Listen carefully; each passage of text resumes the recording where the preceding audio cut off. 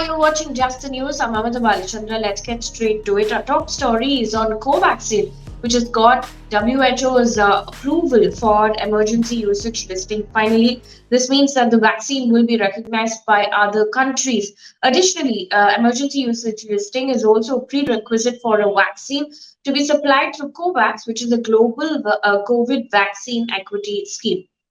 Now, WHO took to Twitter and said, and I quote, the technical advisory group, an independent panel that provides WHO with vaccine recommendations, has determined Covaxin meets standards for protection against COVID 19. The benefit of the vaccine far outweighs risks and that the vaccine can be used. Covaxin was also reviewed by WHO's strategic advisory group of experts on immunization, and recommended use of this vaccine is in 2 doses with an interval of 4 weeks in all age groups 18 and above. End quote. Now, the WHO also went on to say, however, no recommendation has been made for the use on children, and available data for use on pregnant women is insufficient as to assess safety or efficacy. In the meantime, amid states reporting high number of dengue cases, the center has sent teams of experts to 9 states and union territories. These states and union territories include Haryana, Kerala, Punjab, Rajasthan, Tamil Nadu, Uttar Pradesh, Uttarakhand, Delhi, and Jammu and Kashmir. Now, the teams will assist the state governments by providing technical guidance, including public health measures for managing dengue. Now, over 1.16 lakh dengue cases have been reported by states and union territories across the country. In the meantime, while speaking at a review meet, Prime Minister Narendra Modi urged healthcare workers to conduct door to door vaccinations and create awareness by dispelling misinformation with the help of local religious leaders. Now, emphasizing on micro strategies, Prime Minister Modi said that district authorities must come up with innovative ways to increase the pace of vaccination, highlighting that states which have administered the first dose to 100% of their population had also faced different challenges with geography and resources, but these districts overcame these challenges to go ahead. And some news from Delhi now. According to the Central Pollution Control Board, the air quality in Delhi deteriorated as it entered the very poor category for the first time this season. Now, the overall air quality index, or the AQI as it's called, of the city was 303 on Tuesday. Delhi, remember, has banned all firecrackers. Delhi's neighboring cities, Faridabad, Ghaziabad, and Noida, have all reported above 300, which is very poor air quality.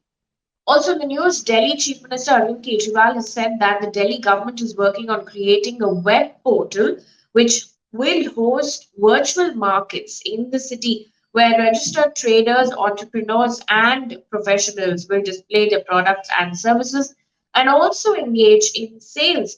Now, he further said that the platform will enable both business to consumer, which is B2C, and business to business, B2B, transactions and exhibitions across the world.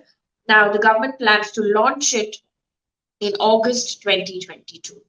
An update now from the COP26 summit. 15-year-old Vinisha Umashankar, one of the finalists of Prince William's Earthshot Prize, delivered a powerful speech at the COP26 summit that's happening in Glasgow on climate change. Now, she urged everybody, world leaders, business leaders, international organizations, as well as civil society, to immediately stop talking and start acting when it comes to tackling climate change.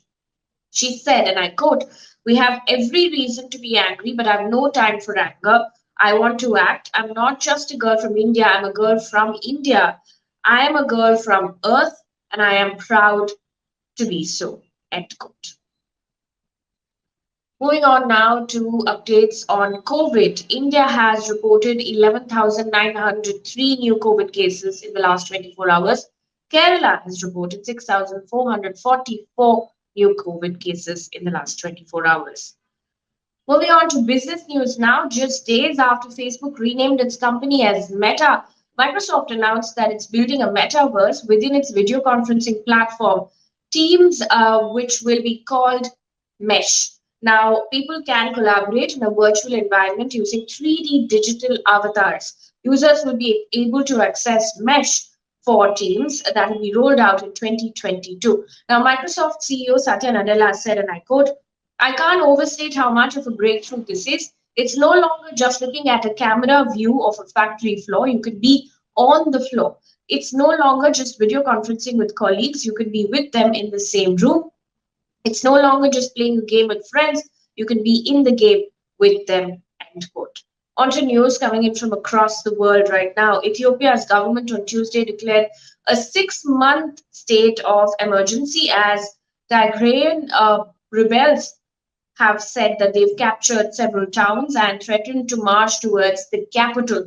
Now, according to Associated Press, the United States said that security has deteriorated significantly and it strongly warned its citizens to consider leaving. The US has also warned that the Tigray forces, who long dominated the national government before Abiy took office, against any attempt to besiege the capital. Now, the state of emergency takes effect immediately and will last for 6 months. Also in the news, Taliban has announced a complete ban on the use of foreign currencies in Afghanistan, a move that could further disrupt the economy that's on the brink of collapse. According to the BBC, Taliban has said, and I quote, the economic situation and national interests in the country require that all Afghans use Afghani currency in their every trade, end quote. Before this, the US dollar was widely used in Afghanistan.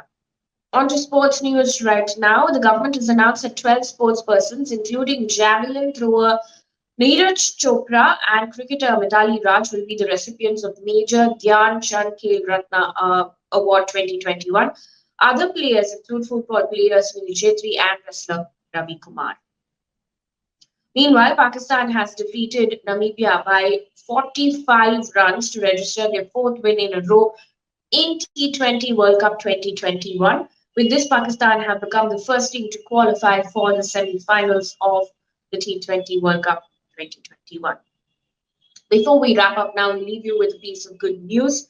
Dr. Nimi George from Kerala has won the silver at the World Amateur Chess Championship held at Rhode Island in Greece. Now, according to the New Indian Express, the love for chess runs deep in her family. In fact, her father, a national level arbiter, introduced his daughters to chess. Nimi's elder sister became one of the first from Kerala to also become a national champion. That's it here on Just the News. Happy Deepavali to you and your family. Thank you so much for watching.